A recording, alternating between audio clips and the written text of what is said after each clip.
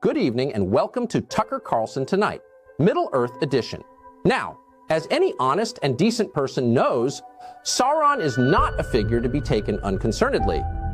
This wasn't up for debate even a few years ago, but all of a sudden, you've got militarized Nazgul patrolling the Shire and threatening the ability of its citizens to travel freely. So why are some of Middle-earth's residents, namely Saruman the White, signing off on it? What's really going on here? 4 unassuming hobbits, not warriors, not politicians, are embarking on a journey that would daunt even the most seasoned adventurers. Why? Because when the fabric of freedom is threatened, it's the duty of every citizen to stand up to tyranny. Period. When did we forget how to say, well, actually, no, you can't just enslave the whole world. Sorry, that's not how things work. And let's be clear, these hobbits aren't delusional. They don't believe they can defeat such darkness on their own. But we all get the sense that they understand that standing up to evil, no matter how insurmountable it seems, is what separates the moral from the cowardly. Anyone with a pulse and 2 brain cells can't help but feel inspired by a story like this. Courage isn't just a word. It's the pillar on which every civilization worth remembering is built upon. The moment we forget that is the moment that evil wins.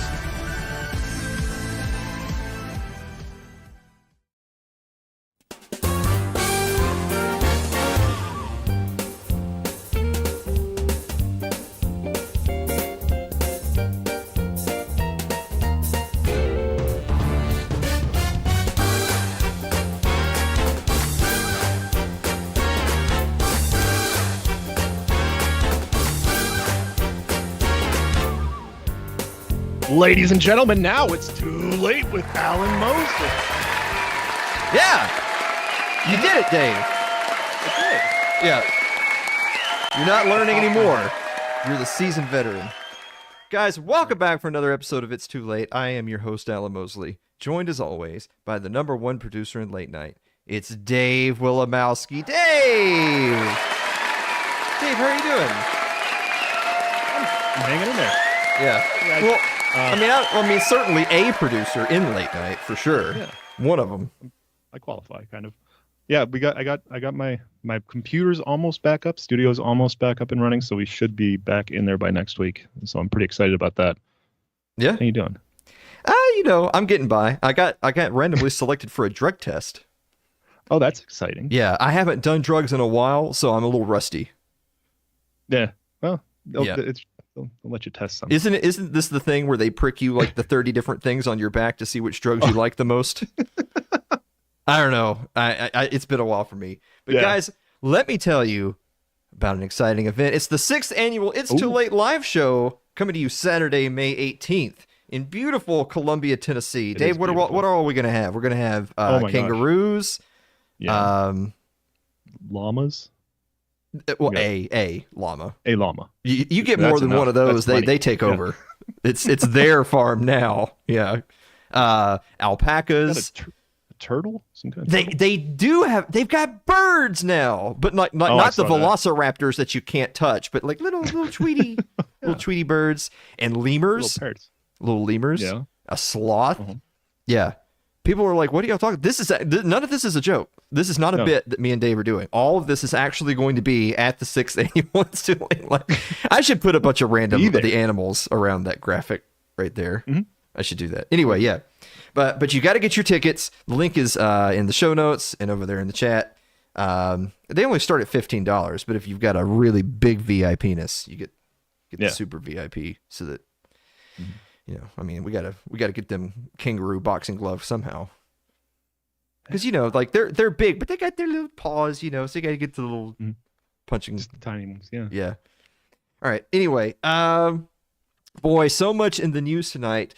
Everybody on the internet has been talking about left-wing journalist Taylor Lorenz having a sit-down with the Libs of TikTok creator Chaya Raichik. Yeah, they actually sat down and hashed it out. Here, take a look. Right, but I'm saying what's the harm of people expressing their gender identity differently than you believe it to be? What harm are they causing? Like I said, we are a nation of truth, and I seek the truth. Jesus Christ, still wearing a mask. Anyway, I'm just going to go ahead and give you guys spoilers. I actually watched the whole interview between those two, and they never once started making out. Oh. Yeah. Boring. Yeah. I tell you what, nothing gets the internet buzzing more than two aging white women having a mid-off. I'm sorry. Yeah. Okay. All right. Anyway, also financial guru Dave Ramsey is in the news because a clip from him from exactly 10 years ago this week resurfaced. Take a look at what he had to say. I'll go ahead and, I got all you Iraqi dinar people and all you gold people all pissed off at me. So let's just go ahead and add you Bitcoin people to the mix. You're stupid. You're going to lose your money. Be pissed at me. You shouldn't have put money in something wacko like that. People, money, and handling your personal investments is not difficult. Oh. From the moment he said those words to today, Bitcoin is up 10,000%. That's quite a bit. Yeah. So yeah. Just throwing it out there. But you know what? We pick on Dave Ramsey for getting some things wrong. But that was 10 years ago. It was a long time. But he says some good things too, right? Like he's got those like 5 rules to financial success. You know what I'm talking about? Isn't it like pay off your debt? Mm-hmm. Spend less than you make. Subscribe to It's Too Late with Alan Mosley. Oh, that was you really hit that one hard. Yeah, be generous. Those probably go together. Mm-hmm. Yeah, be generous with subscribing to It's Too Late. Yeah. Also, actor Robert De Niro is in the news tonight.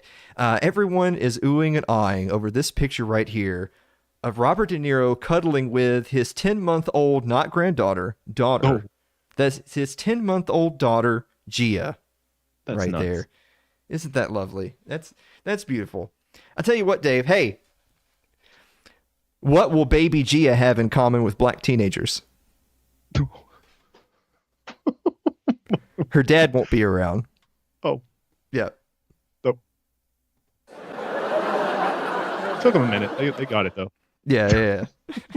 I only put it in the show to make a racist joke. All right, anyway, speaking of racist jokes, guys, let me tell you about tonight's sponsors, which is Fox & Sons Coffee, which you can find at foxandsons.com. Fans of It's Too Late, use code ITL and receive 18% off orders of $25 or more. Shipping's always free on orders of $37.99 or more online at foxandsons.com. I've actually, I tell you what, because I'm like I'll be honest, I'm not the biggest coffee drinker in the world, but every single person in our community that has actually went out and bought Fox & Sons coffee has talked about how great it is. Seriously. They're the coffee snobs too. They're getting ready to come out with some new flavors. Did you see that earlier today? I saw that post, yeah. Yeah. Dude, Steve Fox of Fox & Sons Coffee, he travels around the world, mostly Thailand and the Philippines for some reason, but he travels around the world getting like candy flavored coffee and chocolate flavored coffee and honey flavored coffee. It's insane. Yeah, I saw the stone. There it is. There's Steve right there. 3 new roasts. He's just back from Thailand. 3 new roasts out just next week. Super excited for it. That's Fox & Sons Coffee, which you can find at foxandsons.com. Use promo code ITL. So I wanted to end the monologue tonight on a little bit of a serious note, if you'll indulge me. Indulge me, Dave. Do it. Fine. All right. So, do you ever drive around town and you see people with those "Don't Tread on Me" license plates? You see that yellow plate with the snake on it. And you're like, oh, they got the little "Don't Tread on Me" plate. One of my buddies used to always, whenever he saw one of those, he would say, "Oh, look, it's libertarians," because joking that people that had that would be libertarians, when of course 9 times out of 10 they're not at all. No. But the thing that's so funny about those is that those are vanity plates, and the people doing the treading are the state. And so vanity plates cost money. You're giving the state more money so that you can virtue signal to your neighbors about how the state's not going to tread on you. Doesn't really make a lot of sense to me. In fact, here, I'll give you another one. So, think about protests that then turn into riots, right? Conspiracy theories aside, generally speaking, when people riot, it's a whole bunch of inner city people rioting in their own community. Like they don't go to the neighborhood of some wealthy elite for lots of reasons. They ransack their own homes. This is the thing. Like the mom and pop down the street that's been beloved for 50 years, they burn it to the ground. Yep. And you're like, that just doesn't make any sense. So the point being is that sometimes people do dumb things to lash out at injustice. Because I think sometimes people can feel really desperate and they just want to strike a blow against the people who they feel are doing wrong. And they can feel like the odds are so insurmountable that they get desperate and they don't know what to do. All they know is that they just want to strike back somehow. In case you hadn't already guessed, that kind of leads us to talking a little bit about the tragic case of Aaron Bushnell. Now, we're not playing the video, both because it probably would get deplatformed, and if you want to see that, you can go watch it somewhere else. But Aaron Bushnell was a young man, I think he's like 25 years old, in the Air Force, and he walked out in front of the Israeli embassy and lit himself on fire. Wow. He committed self-immolation. He said that he couldn't be complicit in genocide anymore. And he lit himself on fire, and I mean completely engulfed in flames. And it's not like he's wearing a flame retardant suit or anything. And he stood there chanting "Free Palestine" until he collapsed. And he didn't die right then and there, by the way. I think he died the next afternoon in what I can assure you was a gruesomely painful demise. Mm-hmm. That ain't it. Politics is a disease, and it infects the brain, and it makes people do things that normal, well-adjusted people would never say and never do. Now, I do have some bad news, by the way.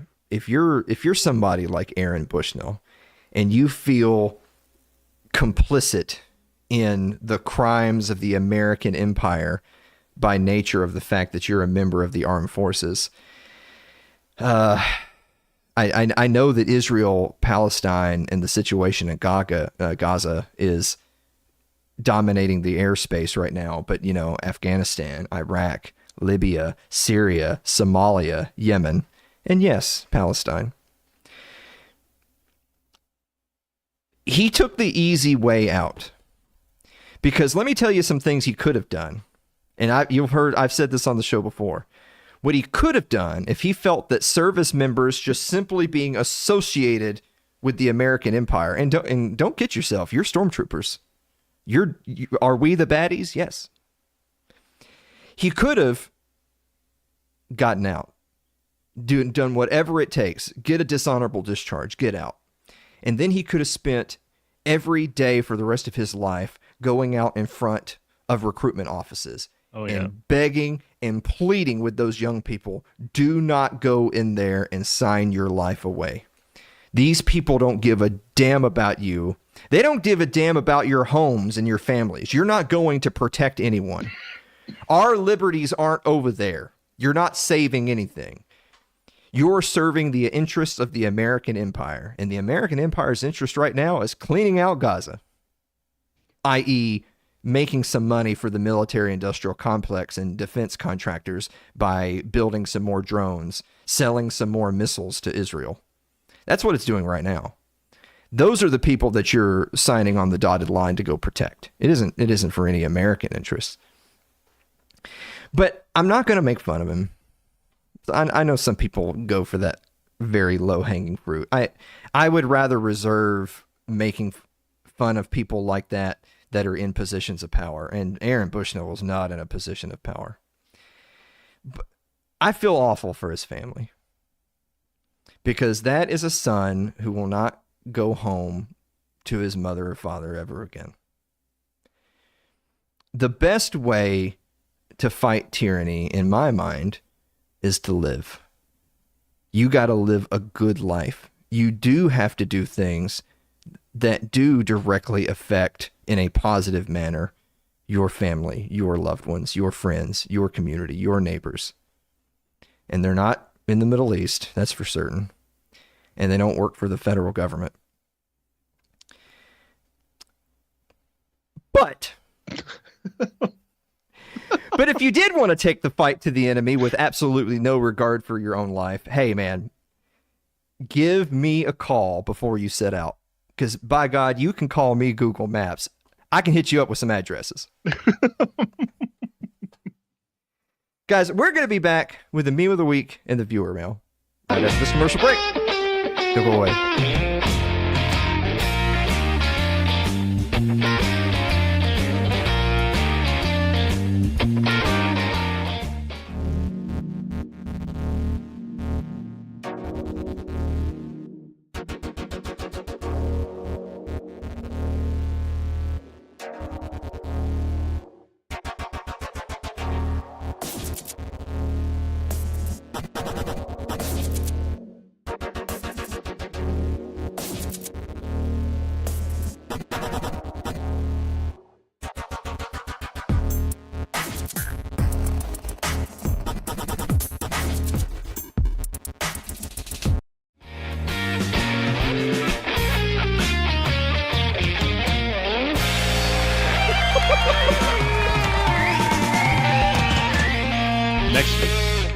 Welcome back to the show, everybody. Let me tell you about tonight's other sponsor, which is the Tennessee Hot Sauce Company, which you can find at tnhotsauceco.com. If you use promo code It's Too Late, all one word, It's Too Late, you get 10% off your entire order. I think hold on. I've got, what do I have in here? That one's okay. Okay, here we go. This is here's the ginger jalapeno. Ooh. You've always been a fan of ginger jalapenos, haven't you, Dave? Oh yeah. Yeah. I got one of them. This is, by the way, this says 0 calories. That's bullshit. That just can't be. Yeah. You can't sustain yourself on this and not, something's got to happen to you, right? Like you can't just go on. There's substance there. I don't know. Yeah. This is matter. You know? Like it doesn't become antimatter if I drink it. Well, it does something, but anyway, that's the Tennessee Hot Sauce Company, which you can find at tnhotsauceco.com. Use promo code It's Too Late. Hey Dave. Yes, Alan. What time is it? It's time for meme of the week.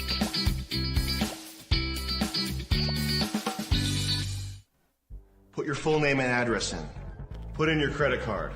Tell me about your family. Tell me where they live. What are their routines? How many exits do you have in your house? How many smoke alarms? How many floors? Are there any booby traps? What do I need to be aware of in your house? Where are the weapons? Who's the strongest? Is your dad, does he lift weights? Or is he a sleeping, watch TV kind of guy that can be taken out more quickly? Do the neighbors watch to see if there's danger? What the heck? We have an admin like that. Yeah. By the way, the fortune for tonight is vacations create lasting memories that enrich your life. Oh. I wouldn't know. Yeah. I wouldn't know nothing about that. No. Wouldn't know nothing about that. Bastard fortune cookie. Hey, but we do have a bonus meme. Check out the bonus meme. Uh-oh. Nigga. I'm 100% nigga. Nigga. I'm 200% nigga. Nigga. Why do police hate niggas? Nigga. They hate us 'cause our dicks is bigger. Oh, wow. Why'd you do that? I didn't do it. That's not. I didn't perform that. No. Yeah. I thought we were clear that if it was in a song, it was okay. Yeah, I think so. Yeah. I mean, I didn't. You know, in perfect timing, Ryan. Hello. All right. Hey, let's go ahead and answer some viewer mail.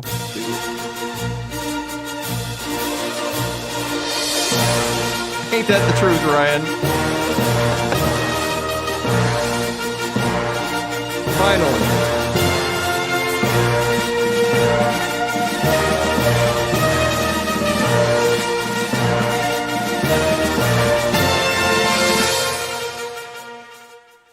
All right, the first question comes from Laldurio, who writes, Dear Alan and Dave, should I join Rumble? What's the deal with that? You know, we're actually live on Rumble right now. I heard. Yeah. Pretty exciting. It's working, which, I mean, it was kind of 50-50 when I clicked start. But hey, we're over there, so I guess we're gonna try Rumble and see how it works. I don't know. Probably a bunch of cucks over there. Probably. We'll see. Yeah. Now they're not gonna self-identify. Or maybe they will, you know. Oh. It's like, oh hey, that's me. All right. Guilty. Yeah. Celeste Dennis writes, Dear Alan and Dave, how many kangaroos is too many kangaroos? Apparently it's not 3 or less. No. Yeah, I was gonna say like 4. It's like 4 or 5 of them. It's possible that it's 4, but I know. Let's just say that I have it on good authority that it's not 3. Okay. Yeah, it's kind of ridiculous. Piss. What are you doing? Right? What? Buying kangaroos. How did this happen? Yeah. I saw a really awesome meme where all it said is that I was listening to a homeless guy talk about how everything went wrong, and I realized it started to sound like my life. Oh. Yeah. All right. Anyway, Brooke Atkinson writes, Dear Alan and Dave, I want to build a house. Should I wait until the next economic collapse or just do it now? I mean, I think we're like most people where it's like we're waiting for 2007 to roll back around and then it'll just be roll the dice. But I wouldn't do it right now. No? Definitely not around an election year. Are you kidding me? No. Oh. No way. Yeah, wait until this all settles down. Yeah. This all settles. Yeah, wait till after. Yeah, after World War III is going to be the time to get in. Yeah. Just waiting for all this to blow over, you know? Yeah, I got you. All right. Aaron Kintner writes, Dear Alan and Dave, I want to lose weight and do some working out, but I don't have the motivation, mostly because I'm lazy. Do you have any tips for me? Dave, you got any tips for somebody looking to lose some weight? A partner, somebody who can, motivate you when you're feeling weak. Or like I had a workout partner for a while and he was driven. So Bill was coming over. I have to lift. Bill's coming over. He's not going to take no for an answer. He's here to lift and we're going to lift. So yeah, find a what is that? Just a partner to accountability partner. Yeah. But it has to be a motivated friend, because if you try to do that with your significant other, then they're going to say, what are you saying? I'm fat. I need to work out. And then you can't do that. No. Yeah. No. Then you end up like me. You know what I'm saying, Dave? Oh, I know what you're saying. Okay. Justin Campbell writes, Dear I hate that you're not being more active in the program, and so I'm going to start putting you on the spot. Yeah, that's okay. Yeah, you can do that. All right, okay. All right. Justin Campbell writes, Dear Alan and Dave, do either of you watch Marvel DC movies? Do you watch Marvel and DC movies? Not so much the DC. I've seen a few Marvel, but I feel overwhelmed. There's too many of them. I don't know which ones I need to watch in what order. I don't know. Okay. It's just too much. So I watch Deadpool, Okay. Maybe some Iron Man. Justin says, do you plan to see Madam Web? Dave, do you plan to see Madam Web? I don't know what the heck that is. No, I don't plan to see it. I've heard that it's a really bad new movie, but it does have that Sydney Sweeney chick in it, and her tits are exquisite. Oh. But they're not in the movie though. Dave, we'll talk in the commercial break. Okay. All right. Andrew Avery writes, Happy birthday, Andrew. Happy birthday, Andrew. Hold on. This is like the only birthday thing I have, so you'll just kind of have to. Oh, balloons. Yeah. Yeah. Birthday balloons. Probably ignore that part. But yeah, just ignore that. Yeah. we got them clearanced. Yeah. Well, we got to get rid of the old stock. Yeah. Andrew Avery writes, Dear Alan and Dave, if you partied with a bunch of ghosts, would you expect to see them to supply the booze? Oh. Like BOO. Yeah. Yeah. Hey, hold on. He's not done, ladies and gentlemen. Oh. He says, and yes, I know it's a homonym pun, but I think it's pretty transparent. Well, give us a free one at the end. All right. Ryan Seifert writes, I'm sorry. Ryan Seifert writes, Dear Alan and Dave, what is a corn pop, and could you make one for me? You ever had a corn pop? Isn't that just the cereal? Corn pops? Yes, that's all. That's what I always think. Little yellow balls. Yeah, you like little yellow balls? You like them in your mouth? No. Yeah, we could stop there. Okay. No. All right. No. You know what? Pops is an okay cereal as far as cereals go. I mean, I don't know. Yeah. Like it's okay. Because there's like 8 million cereals now. Back in my day, it was just you want Cheerios or Frosted Flakes. Well, now there's a bunch of cereals, but I think when you get to the point where there's your cereal aisle is 2/3 of the entire grocery store, you just start filing them into, if I had it, would I eat it, or would I just literally never eat it until it expired and threw it away? And I put corn pops in, I'd eat it. Oh, okay. Didn't we do a cereal tier list? We did. Because there's Fruity Pebbles and all that garbage was on there. Oh yeah. I don't know why I'm asking you like you remember what we did last week. I hired an assistant. I hope that's okay. Okay. All right. Okay. And finally, Marilyn Wilimowski writes, Dear Alan and Dave. Uh-oh. Which is better, white, milk, or dark chocolate? Oh. Well, you know me. I mean. Do you like chocolate at all? I mean, if we're talking, are we talking about chocolate or? Are we talking about chocolate? Yeah. I mean, so I would say milk chocolate. Yeah. For me, it's the darker the better. Like, yeah, I'll get like that 90%. I don't even know how to pronounce it. Cocoa. 90%. Like the darker the better. Almost like not even sweet anymore. I like that. Dave, stop. All right. Well, you heard the man, Mary. So, but honestly, I would say milk chocolate is for me, both in chocolate and as is in chocolate, also in life. Yeah. So there you go. I dig it. Okay. All right. Guys, we're going to be back with tonight's guest, Gregory Carpenter, to talk about the silicon shield right after this commercial break. Don't go away.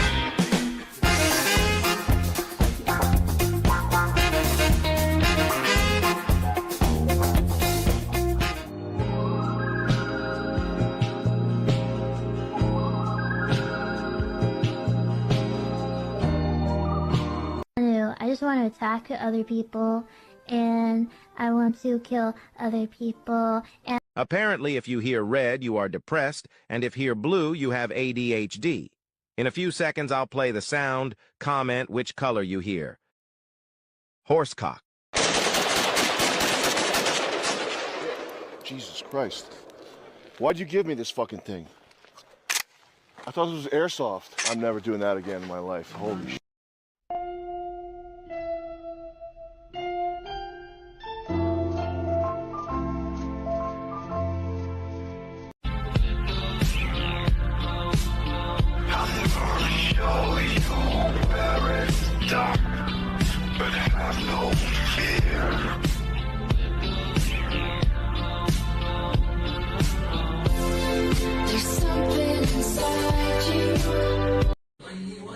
Me, myself, personally, I done said some bullshit on the internet, bro, but you gotta go, buddy. Like, I'm gonna get you out of here. It's the last thing I do. I ain't talking about getting your account suspended either, dog. We gonna kill you, dog. We gonna get you gone, bro. I'm talking about we gonna bury you in the dirt and we gonna stone you to death. Me and 600 niggas gonna have you up against the wall and we all gonna shoot 100-round clips at you, bro. We gonna burn your house down. I'm gonna find your address. I'm gonna find your parents' address. I'm gonna tell your mom about this tweet.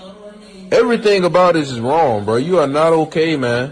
And you going to a bad place. You going to hell, bro. There's no peace for where you going, bro. You not gonna make it out. Your damnation will be eternal.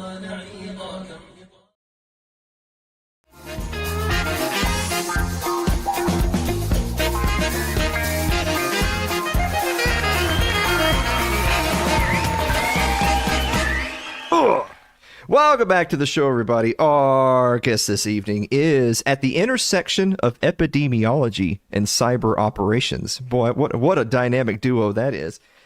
He is prior NSA, as well as having a political affiliation of the New York Giants. He's also the author of, check this out, Reverse Deception, Organized Cyber Threat Counter Exploitation. And who doesn't look some good exploitation?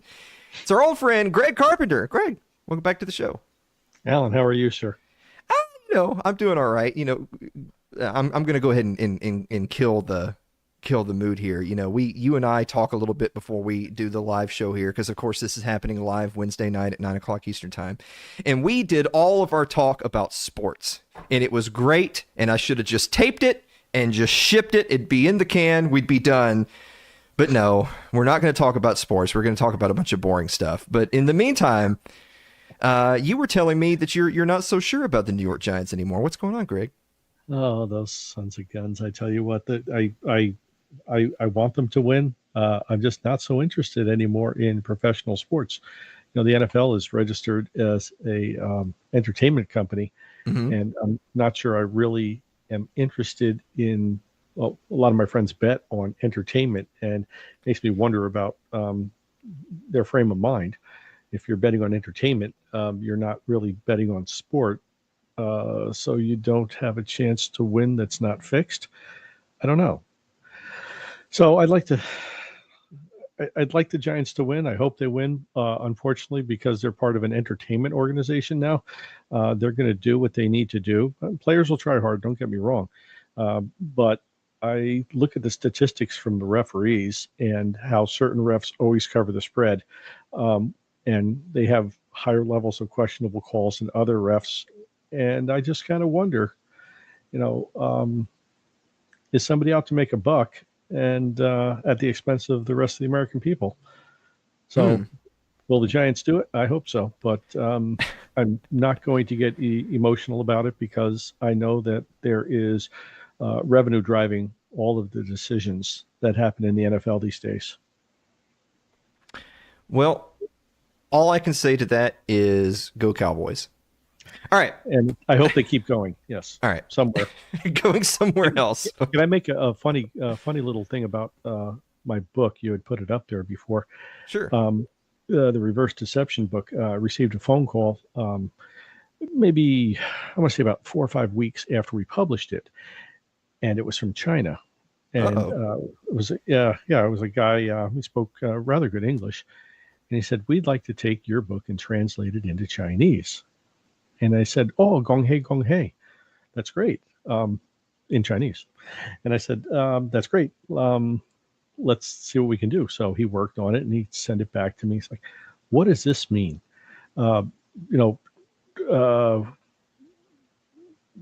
Using idioms.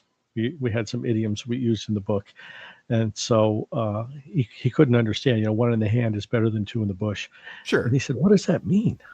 I said, "Well, we're talking about a breakfast option here." And I'd lead him around for a while, and then I explained to him what the idiom meant. But eventually, after I'd say about 4.5, 5 months or so, he had the whole book that was translated. And we were excited. All me and the other co-authors were very excited about it. And it was going to go into the Chinese market, which is a very big market, obviously. Sure. 1.3 billion people or so, and 95% of them are in IT. So we see it go up on Amazon.cn, and it goes to number 1. It's there for 11 weeks, number 1. Not one penny did we see. They took. It was the number 1 IT book of the year for 2012 in China. It came out in July or August or something in China, and we didn't see a penny of it. So. That must be my problem, Greg. I bet we're the number 1 late night show in China, and I just haven't seen a cent of that revenue. Probably so. At least in Guangzhou or Kaiping or something like that, one of those big small cities. Yeah, exactly. Well, we're certainly a big small show. Well, Greg, the last time you were on the show, of course, way back when, we talked a little bit about the unspecified virus of unknown origins. And of course, I think a year or two has gone by since then. And as we know, everybody lived happily ever after and never heard about that ever again. So we're not going to talk about that today. But instead, I had reached out to you and I said, "Greg, what should we talk about?" And you immediately said the CHIPS Act. Right. Now, I want to get into that, but for folks at home who maybe they've seen a headline in the news, but they have no idea what that is, it was a piece of legislation called the CHIPS Act. So I'm going to challenge you to give us 2 answers. So first, what is the CHIPS Act, or what was it purported to do or to be? And then what has the actual result been? Because, of course, as we know, every piece of legislation that goes through the halls of Congress does exactly what it's said to do. Oh, absolutely. I don't think there's any doubt about that. The CHIPS Act was to help produce semiconductors, which are used in computers, in the American Fund, which is a consortium of corporations and government organizations which bring technology back to the U.S., make it native developed. China's doing the same thing. They have a similar act going through their legislature right now. It's something that would take and help secure all of the computers that we have by ensuring that we have authentic semiconductors and chipsets that work not only inside computers, but in your phones, in your flashy shoes that are connected to the internet. Anything that's connected to the internet has a chip in it. So your router, your TVs, all these things. Chips are vulnerable to being counterfeit, and they're also vulnerable to being manipulated. So the concept was have them developed here so that we know that they're secure and they're authentic. Now, what's really happened on the global stage is that most of our chips, about 75%, are manufactured in Taiwan. And this gives us a good reason to want to help secure Taiwan and ensure that nothing bad ever happens to them. China works very hard to get people inside of Taiwan and inside of the manufacturing base so that they can get inside the supply chain and manipulate chips. And it's close to them, so they have better access to do that. But China also receives a high volume of chips from Taiwan. Taiwan's the biggest producer in the world. What we would do is take our interest away from Taiwan, meaning that we would move it to Phoenix, where one of the facilities is being built right now. Not to mention that we wouldn't have the capacity or the capability to produce world-class chips like we're getting from Taiwan. We would have second or third-rate chips. Think of chipsets made in San Marino, okay? But taking all the chips out of Taiwan means that we have no interest in Taiwan. Our sole interest in Taiwan is basically semiconductor chips. Now, we also probably do a lot of spying on China up close in Taiwan, but that can be done pretty much anywhere anymore these days. You don't need someplace close on the ground to do that. Like, Russians use Cuba against us. You don't need that stuff anymore. You can collect stuff pretty much everywhere and anywhere without having to have a facility built and spend a whole bunch of money like that. So that's not really a reason anymore to do anything like that. It's all about the chips. So if we don't have any interest financially and politically in Taiwan, there's no reason to defend them. Ergo, Taiwan would go the way of Hong Kong, which went the way of Macau, which would go the way of any other existential piece of China in the one China policy. They would be absorbed back into China. Probably rather horrifically. Well, I want to take a step backwards just so people kind of are on the same page, because I imagine that this situation from an economic standpoint, from a manufacturing standpoint, that didn't happen overnight. It wasn't that there were no semiconductors and then Taiwan made all of them last week. So briefly, if you don't mind, tell people, what is a semiconductor? Why is that such an important piece of technology? And the second part being is that, well, why is such a high percent? I think you said 75%. How did it come to be that just Taiwan has such a huge market share of the semiconductor manufacturing as opposed to any other country, much less the United States? And it's easy for us as Americans here to say, well, why doesn't the United States make more semiconductor chips? But why doesn't anyone else make more semiconductor chips? Yeah, so semiconductors are, as I mentioned, they're the silicon chips that, it was actually the staple of Silicon Valley at first for a very long time. The technology itself, producing high quality chips, went to Taiwan basically because of engineering purposes, and number two, quality of the semiconductors that they were getting and building was far beyond anything that any other country was doing. So it actually became, the world-class chip that anybody would, prefer to have. It's like if you go and you get your your Mac computer or your Microsoft Windows computer, you get a choice of processors that are in your computer. Well, you don't want something that's not going to work. You don't want something that's going to work slowly. You want high quality, fast processing, and something that's not going to burn out. And Taiwan is the leader in engineering to create those types of chips. Well, why is it then? Because I think a lot of people's natural reaction would be like, well, I've always heard, of course, USA, we're number one. Then why is it then that manufacturers domestically have just not been able to catch up? There's a couple of reasons. One has to do with the Department of Education creating young minds full of mush, as Rush Limbaugh used to call them. Basically, engineers can't stand up to Taiwanese engineers in many different areas. My brother's, as a matter of fact, he's a supervisor who oversees several plants for the company that he works for, making semiconductors.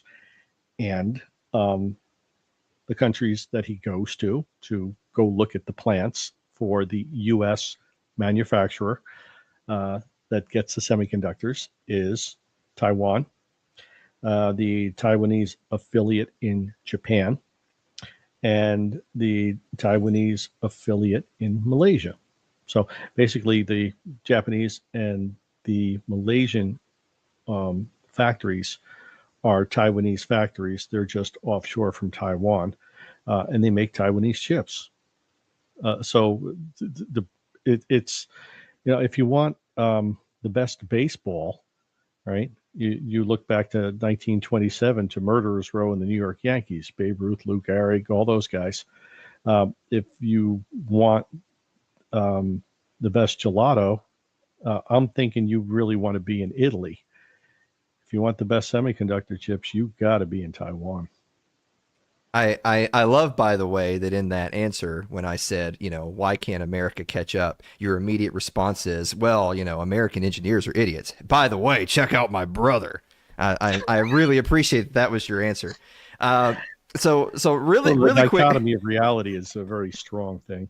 Okay. Well, before we take a quick break, I can't help but notice that you mentioned in there, there's the Taiwanese semiconductors, and then they have an affiliate in Japan, they have an affiliate in Malaysia, and of course Malaysia, that kind of struck a chord with me because Malaysia is also a country that has a notable Chinese population. In particular, a lot of what Thomas Sowell would call the middleman entrepreneur class is Chinese in Malaysia, and so that's true. That's true. Yeah, tens of thousands, hundreds of thousands of Chinese have moved into Malaysia, but they've also moved into Cambodia and Vietnam. It's like China is distributing its population throughout the world. If you look at what's happening, look at Vancouver, British Columbia. Like, I think it's like 18% of the population is Chinese now over the last 10 years. Wow! So they're really exporting people around the world, and of course, in the Chinese mindset, in the leadership's mindset, and historically, is even if you leave China, you're still Chinese. If you have one drop of Chinese blood, you're still Chinese, and you're still accountable to China. Well, on that note, we're going to take a quick commercial break, and when we come back, I want to talk a little bit about this phrase that maybe some people in the audience won't be familiar with, called the Silicon Shield, which I know that you've already touched on a little bit. And also, I want to get your opinion on TikTok, social media, spying, and of course, it's all Chinese spying. I know that our government would not be involved in any of that spying, but I'm going to get Greg's opinion on that right after this commercial break. Don't go away.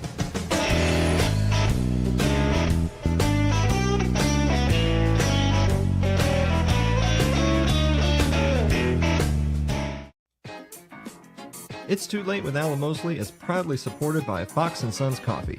Fans of It's Too Late use code ITL and receive 18% off orders of $25 or more. Shipping's always free on orders over $37.99, so get yours today at their website, which is www.foxandsons.com. It's www.foxandsons.com.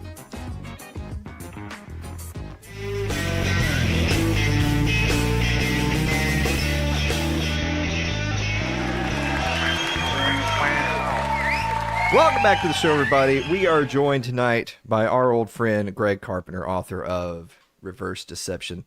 Now, Greg, kind of picking up from where we left off. So you already talked a little bit about the silicon shield. So it is your belief that if kind of in a counterintuitive way, if you're thinking about, the benefit to mankind, that if America actually were to somehow, if your brother would do his job and we were able to make high-class semiconductors here in the United States, that would actually be incredibly poor for the people of Taiwan, you believe? Absolutely. The concept of the silicon shield is that the shield is the U.S. military protecting them from a Chinese invasion, which to date makes sense that the intervention of the U.S. in any type of Chinese attack maybe, we don't know because you can't prove a negative, but it may be the important factor that kept China from invading right now. China knows that we can project our power very far and sustain it for a very long time. So if they can disrupt our logistical support lines, they can have a chance of winning in Taiwan. But the Chinese mindset philosophically for war obviously is, the Sun Tzu concept of really you win the war without firing a shot, then you're actually the winner because you haven't expended any of your resources while your enemy has expended lots and lots of resources. And that's what we would have to do to support Taiwan right now. So maybe it is a conscious effort to cut ties with Taiwan and save ourselves from a long protracted war in something that we probably would not be able to overcome the numbers of China in defense of Taiwan.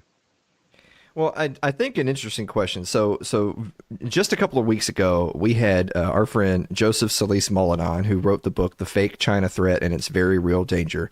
And we didn't have a lot of time to talk about Taiwan because just that one topic could easily take up multiple shows, much less, just a single interview. But something that we had briefly touched on is the concept of, as you put it, you can't prove a negative. So we don't really know for sure how things would go down, in a hypothetical foreign policy situation. However, the political situation in Taiwan obviously is delicate. But there is a lot of Chinese sympathy in Taiwan. And as you discussed earlier, China tends to export its population. More and more Chinese sympathy and Chinese people are going to Taiwan, and there's some that believe that ultimately Taiwan may just decide politically of its own volition, well, actually, we're going to go back into mainland China.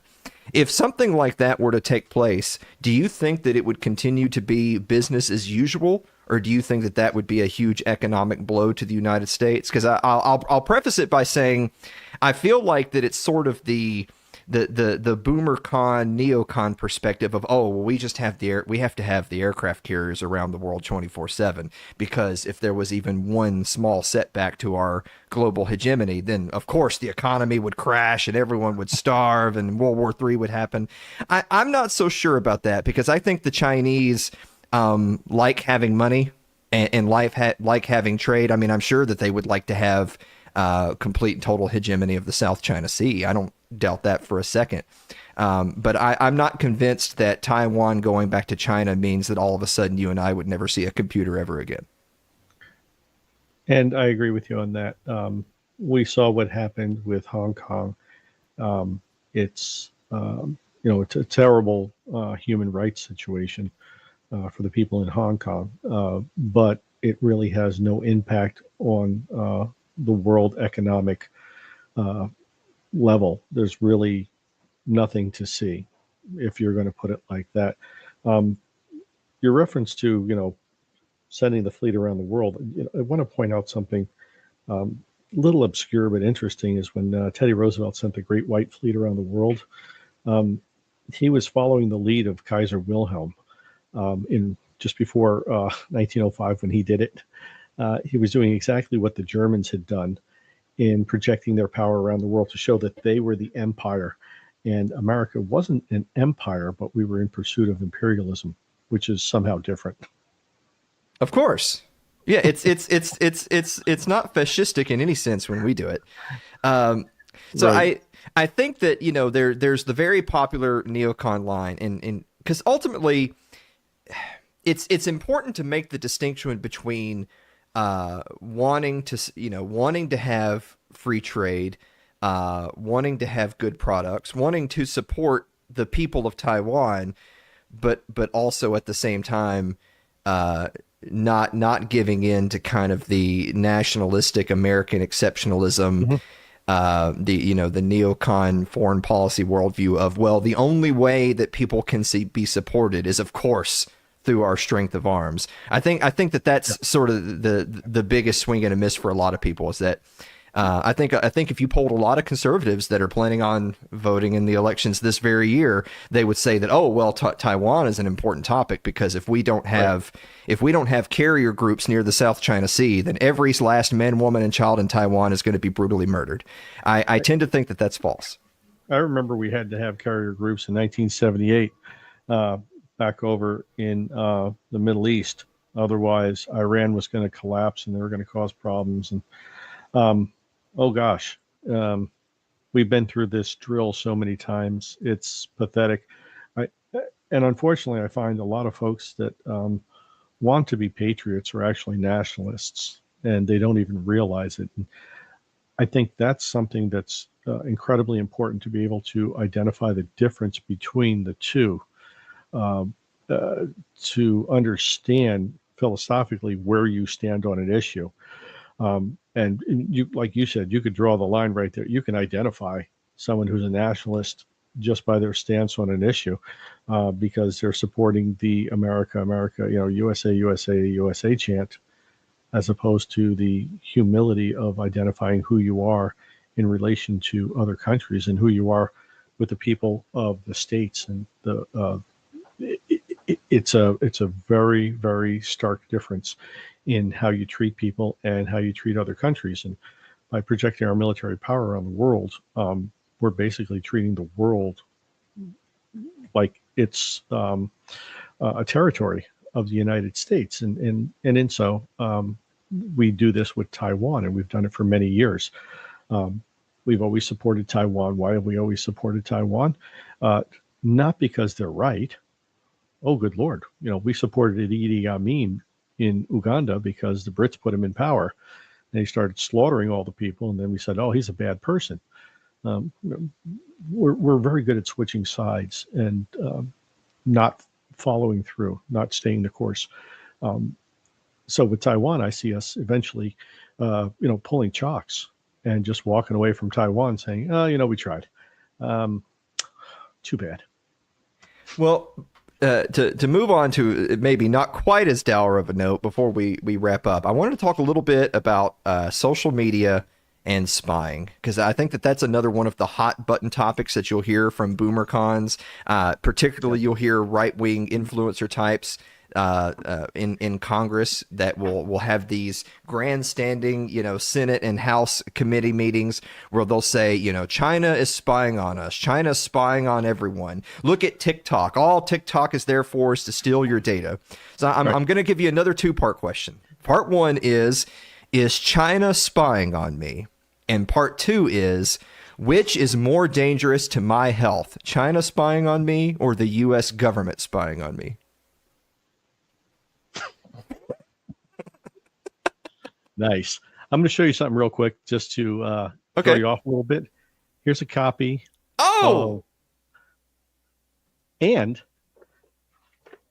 just to let you know how much they loved me over in China, that's in here somewhere. They actually signed it. The guys who translated it signed it. Oh, isn't that nice? Well, that's wonderful. And then right over here. Yeah, well, that's just as good as those proceeds. It's just as good as $75,000 in the first year. I agree. So that was nice of them to send me a copy, I have to admit.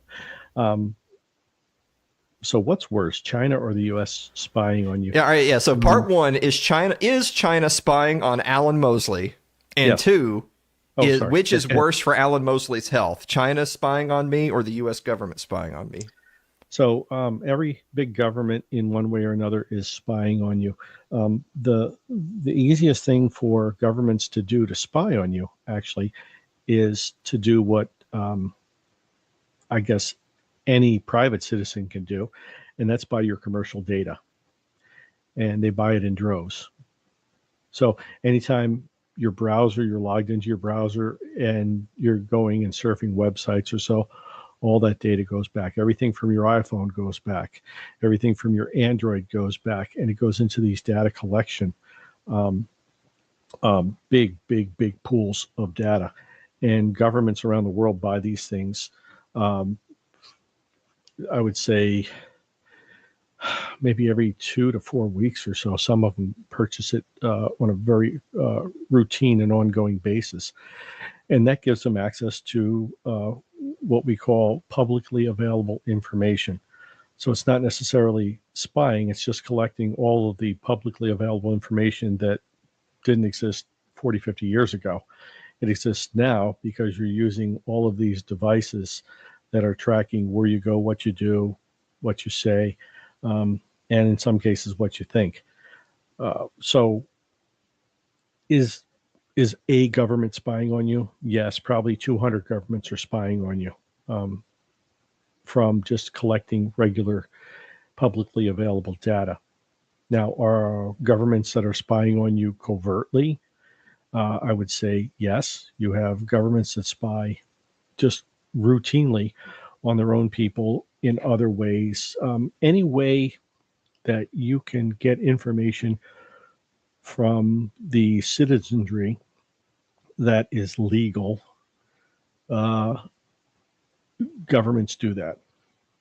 I'll put it like that. So, for example, in the UK, Brits are not allowed to spy on their own citizens. So what they do is they have like Google services, Gmail. Those servers that are used by the UK are actually in another country that the Brits don't have an agreement with. And they pull all the data that they need from those servers. And they get all the information that they need for their folks that way.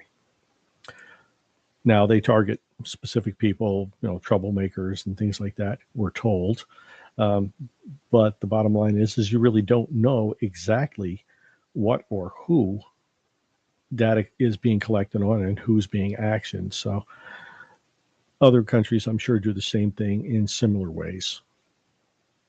All right. So which one is worse for my health? China spying on me or the U.S. government spying on me? If you need to take some aspirin or naproxen after you've been surfing the web, then it's probably China. If you need to take something stronger than that, then it's probably the U.S. government. All right. Well, on that note, if I ever get over to Luxembourg, they and I are going to have a talk about their spying on me, since 200 countries are. All right. Greg Carpenter, where can people go to find more of your wonderful content? Well, I'm glad you finished the sentence there. You said, where can people go? Being a New Yorker, I have a list of places. But the first place they could go is you can go to Amazon, like Alan showed before. You get the book I co-authored there, Reverse Deception, great book. You can find me on Twitter at GSCARP12, at GSCARP12. And I'm on LinkedIn and Facebook. I do some other podcasts and radio broadcasts and a couple of TV appearances recently. Have some new research coming out related to your favorite topic, Alan, the coronavirus of the century. So that'll be interesting soon. That'll probably hit the streets here this summer. So we'll see how well that's received. Well, as long as the research hits the streets this summer and not a new virus, but I hope you. Yeah, my prediction is 2025 will be the next virus. Oh, wonderful. I'm so glad you decided to hit us with that right here at the end of the show. 2025, everybody. So you better go to our annual event this year, since we're all going to be dead next year. You won't be dead. You'll just be more economically disadvantaged than you were before the next pandemic. Well, if anybody knows how to operate while being economically disadvantaged, it's yours truly right here. Absolutely. All right. You're good at it. Now, Greg, we've got one more question for you. We're going to get you out of here on this one. Are you ready for the bonus round? Go ahead. All right. So if you have a plate of nachos and you think, figure it's got lettuce and it's got some other vegetables in there like peppers and onions, and say you've got, you've got your protein in there, say you've got some ground beef. Are nachos a salad? So that's a great question. I would say I absolutely don't care. I'll grab a steak. We're going to accept that as an answer. Of course, nachos are, in fact, a salad, as everyone who watches this show knows. But we're going to accept the answer of taking a steak. Greg? I don't accept the narrative. Thanks. Well, how dare you? Leave it up to the guy who worked for the freaking NSA. He has to have his own narrative, you guys. He can't accept our narrative. All right, Greg, thank you so much for being on the show, buddy. I'm going to remember that next summer we're going to be in the midst of another pandemic, and I'm going to invite you back on. Yeah, we should be. I'm looking at the genetic mutations of the coronavirus and what new research is being done for gain of functions right now. So I'm going to stick with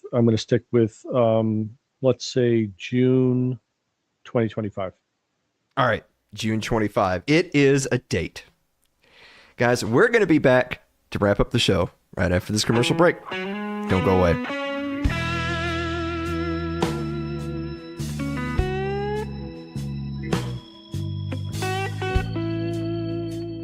If you're enjoying tonight's show, consider supporting the program by becoming a member of our Patreon. That's over at patreon.com/Alan Mosley.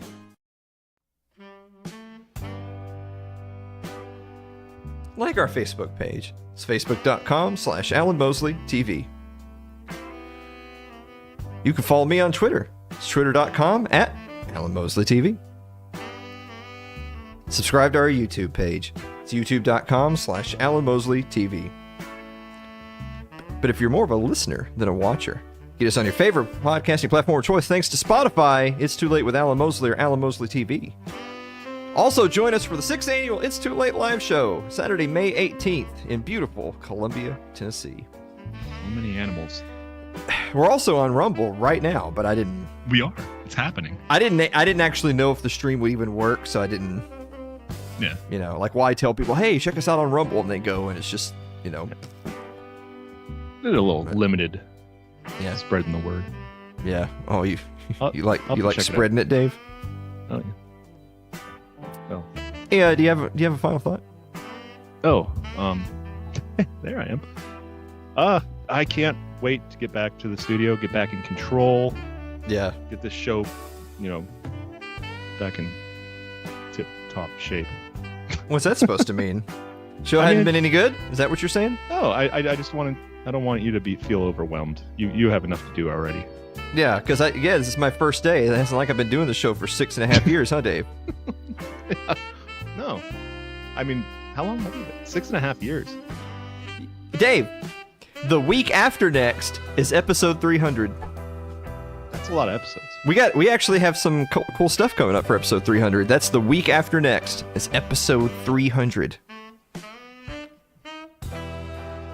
Yeah, that's a lot. Yeah, probably too much. Guys, Yeah, thank you so much for watching another episode of It's Too Late. We will see you next week. Yeah, 300, that's excessive. The episodes will continue until I make money. Yeah. So, you guys do with that what you will. Yeah.